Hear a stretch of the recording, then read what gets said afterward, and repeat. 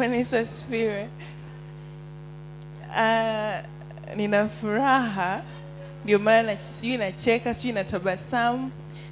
Anyways, sifa za huyu mtu ni hizifuatazo.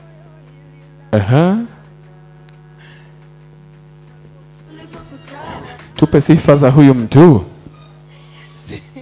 Sifa ya kwanza ni mcha Mungu. Wow. Anampenda Mungu.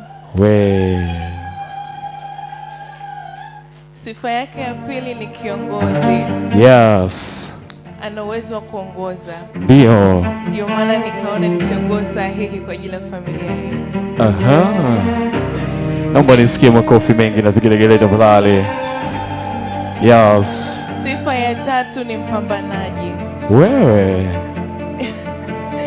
Nina uhakika nikiwa na yeye tunaweza kutekeleza malengo makubwa. Wow, makofi.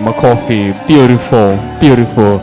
Asante sana. Sasa Rina, mimi naomba umuite huyu mwamba kwa jina ambalo umezoea kumwita, na huyu yuko aliko atakuja tafadhali. Studio, naomba tusikilize kidogo. Haya studio, karibu Rina.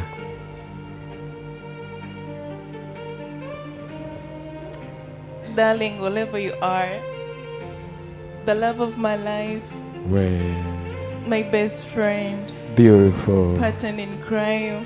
Wow.